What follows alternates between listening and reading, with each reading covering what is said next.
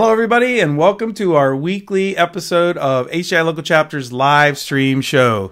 All right, so tonight, before we start, as usual, we'll talk about our show sponsor, Robert Half Talent Solutions. Robert Half is a business that helps every other business find talent that they need to keep their businesses running. Whether you need somebody that's for a project or just for a short-term contract or even on a full-time basis, Robert Half can help you find that very talented IT professional to help you keep your business going.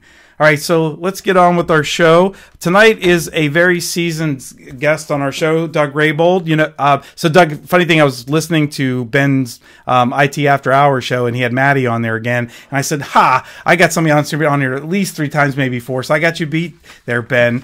Doug actually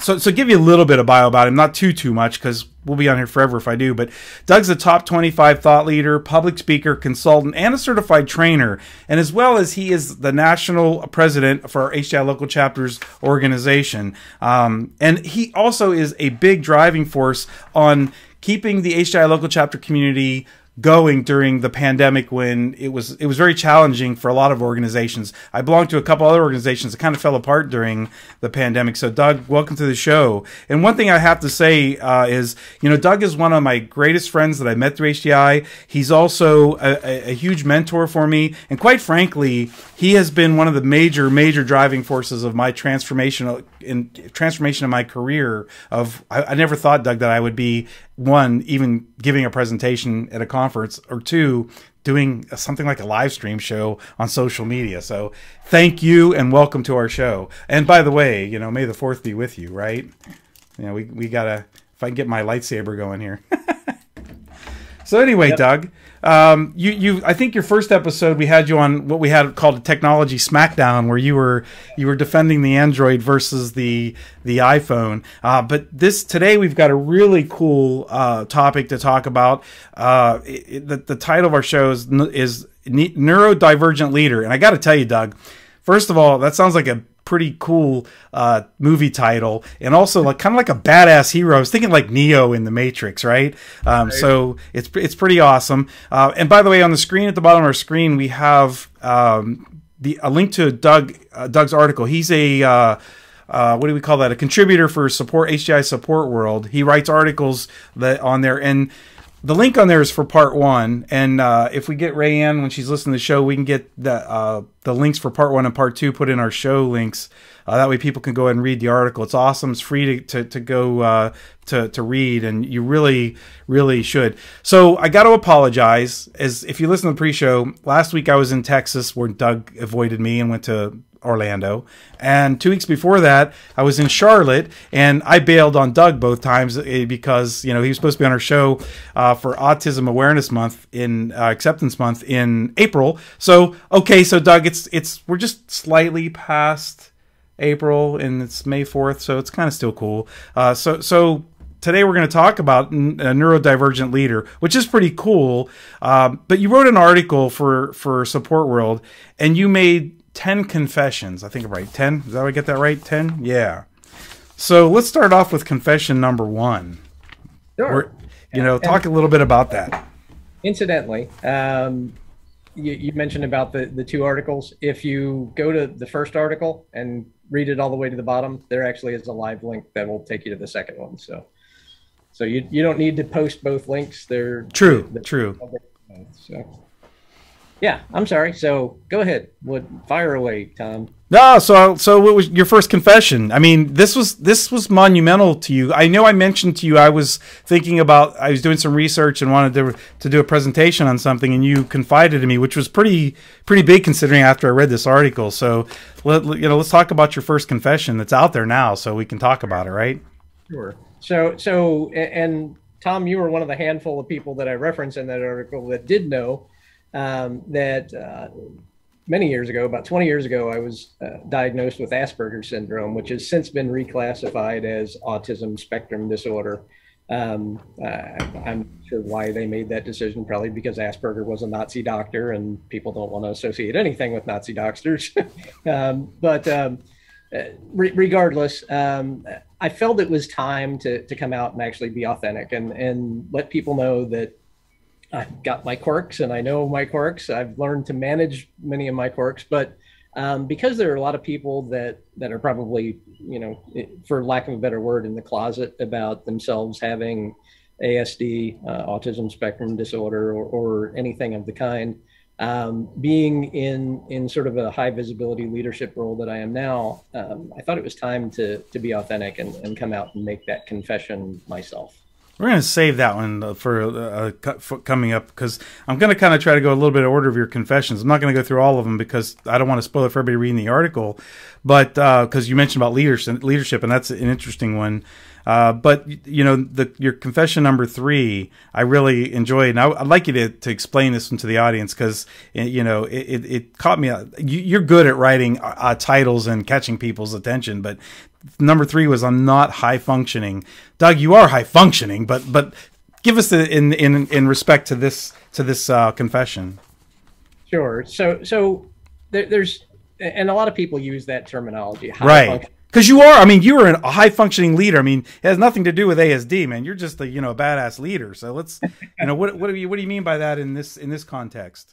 Yeah. So it's very interesting. Once you start actually researching autism and autism spectrum disorder, what you find is that there's really no such thing as high functioning and low functioning. It's just differently functioning. It really is a spectrum, and people think of spectrum as still sort of hierarchical. If you think of the light spectrum, it's either red or blue is kind of the two ends. Autism is more sort of, and the way I portray it there, and sort of trying to create a word picture, it's sort of fractal. There's sort of a web, if you will, and there's these different parameters that people with autism and autism spectrum disorder, have different capabilities along these sort of 10 different parameters.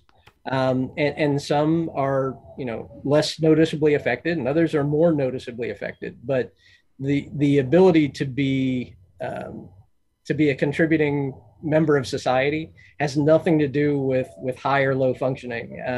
People think of autism, usually they think of the nonverbal autists that are usually in a wheelchair and don't say anything, but they still get around. But even they have capabilities that, in some cases they have very high functioning capabilities along other parameters. Yeah. And so it's not a matter of high or low functioning. It's just where are your capabilities? So a couple things I want to unpack there was, like, first of all, you're talking about like spectrum, but is that why people on the screen can see the logo? Is that why the logo is kind of infinity loop? It's like there's no end to this spectrum. It's and secondly, I think our buddy Ben may be listening. I can't tell if he's in the chat or not, but I got my inner Ben's coming out of thinking, like, there's another A word I can think of about people that can't that have some qualities that aren't so great either, that may end in the word whole. But anyway, isn't it though true? Don't you think it's true? Like, everybody, I guess that's why, I never really, I don't know that I didn't notice or didn't care about this with you. Just, you're the person, you're an awesome person, and you have great qualities. So everybody has good and bad qualities and traits, right? So it's really, I like the fact that it's, you brought, you talked about it that way, because I really, really like that. And so if you're watching now, here's another one for confession number 4. If you watch Doug's like watching the camera, like he's watching the screen, right? So Doug, you mentioned that you're looking me in the eye, and you're not doing it to mess with me or tick me off or anything, right? Yeah. So this one, you're looking in the mouth. Yeah, and this is very different for different autists. But most people with any kind of autism, whether it's full-blown autism or autism spectrum disorder, have problems making eye contact with people.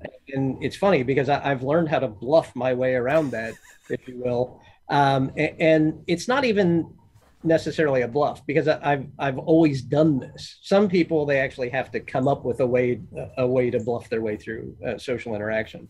To me, it's always just been natural. When I'm talking to somebody, I look them square in the mouth, because that's where the words come from.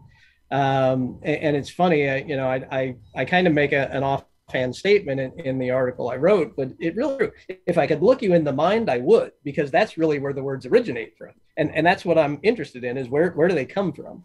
But I typically don't make eye to eye contact unless it's, once I sense that somebody thinks that I'm not, that I'm not engaged with them, then I try, try my best to actually visually engage eye to eye with them. But usually I'm looking people in the mouth. I'm glad most people can't read my mind, because you don't know what's going on in there, man. So this one, the next one I really, really want to talk about, because I think this is like the main event of this episode is your confession number 5, halfway through your confessions and halfway through our show, basically, is admitting that ASD is not career suicide. I think where we are in society now really maybe lended a hand for you to come out, and confess this, but talk to me a little bit about that. I guess I wouldn't have understood it as career suicide either, but I'm wired a little differently too. So you had a fear of that though, right? I did for the longest time. Right. I mean, not recently, but you did, right? Yeah. I did for the longest time. And, for 20 years, like I said, I was diagnosed with Asperger's over 20 years ago. It was around year 2000. And for the longest time, I was afraid that people would think if Doug has Asperger's, or, once it was reclassified ASD, if Doug has ASD or Asperger's, how can he really effectively lead people? I've always been a leader by nature. I've always led, regardless of what activity or team or group I was involved in. I've always had that leadership quality.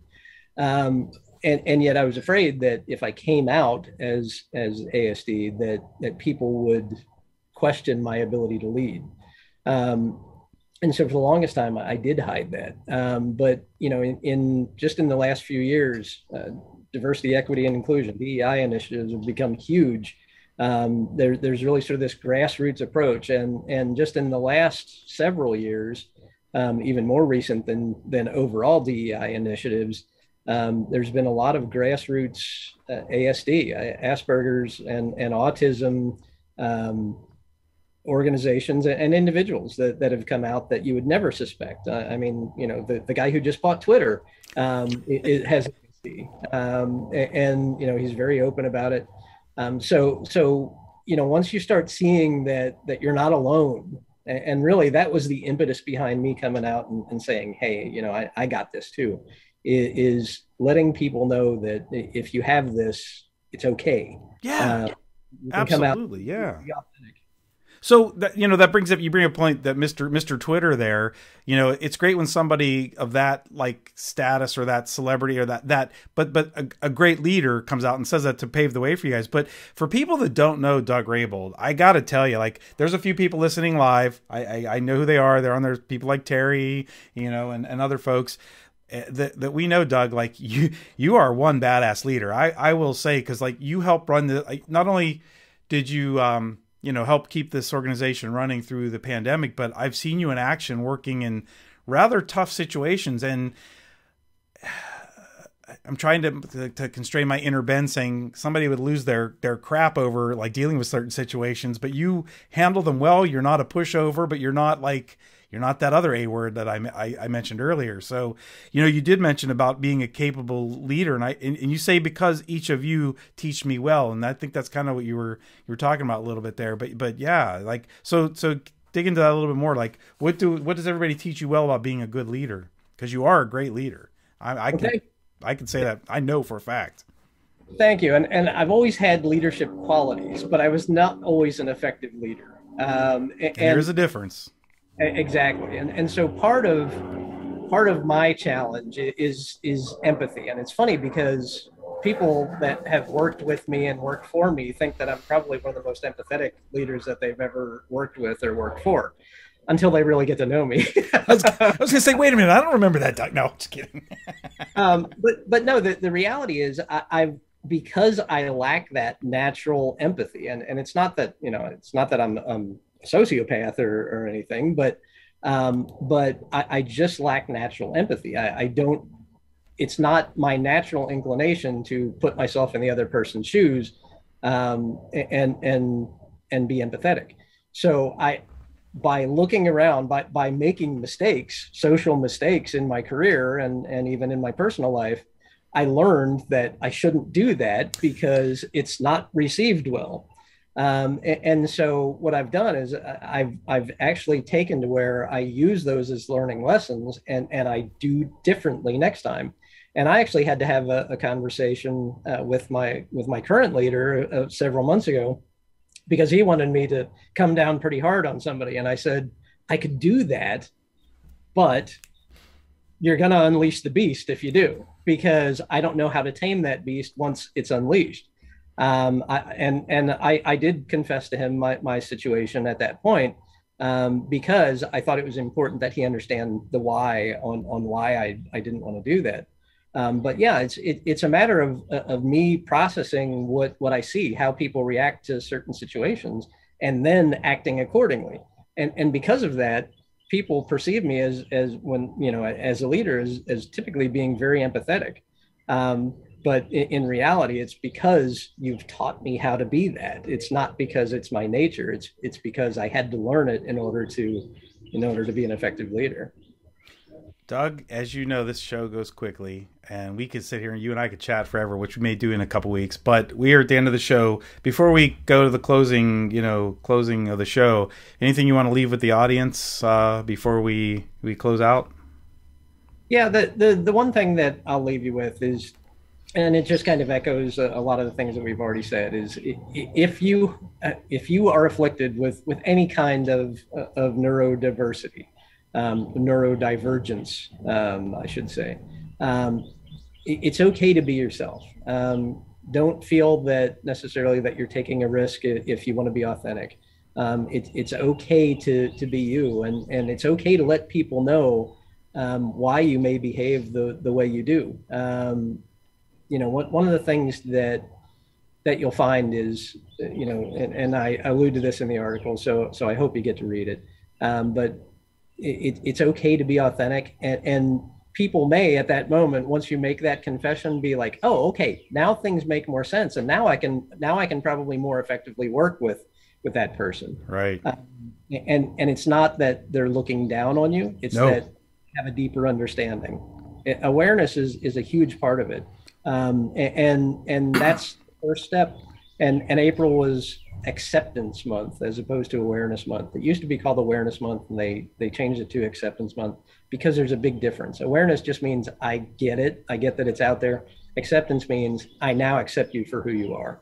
Yeah. Yeah. And Doug, you've heard me say this, you know, even in the pre-show, but, you know, I believe, you know, if you're going to be an effective leader, you can't treat everybody the same anyway. So you need to be aware of your role and how you are, period. Because, you know, I don't want to talk a little bit about this in Vegas when on my conference, but there are some times when I've even had to be a micromanager because my team member asked me to be, and I thought, well, that's bizarre, but it works. So you're right.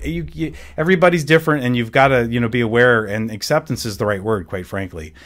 All right, Doug, we're going to close out. So, first off, thank you, Doug, for being on the show. I can't wait to see you in 2 weeks, finally. For those of you watching, if you're more interested in meeting great leaders and people like Doug, go to HDILocalChapters.org, become a member, join this wonderful band of characters, and be part of the team. Also, as you've seen on the previous screen, and now you see us flash the Support World Live conference is coming up again in 2 weeks. Hopefully, if you haven't signed up, you can get there in short notice. But if you are going, Doug's going to be presenting on Thursday, and I think you and I are at the same time, darn it. Thursday, we always get put together against each other, Doug. But Doug, your Thursday and Friday, you're doing 2 sessions. They're great sessions. People can check them out on here, and you go to Think HDI, and you can check out more about the speakers. Matter of fact, next week's presenter is our first time presenting in a technical environment, and so we're going to pack this show with presenters here before and after and during the show. So again, thank you everybody for watching. Remember to follow us on Twitch TV at HDI Local Chapters, YouTube. We post these videos up after each event thanks to our post-production, whatever we want to call her, Rae-Ann. She does a great job at that, getting that up and on there. And, you know, and please feel free to email us or contact us if you have ideas for our show. Doug, thanks, and we'll see you in a couple weeks, man. All right. Thanks, Tom. Appreciate you having me on again. All righty. Thanks, everybody.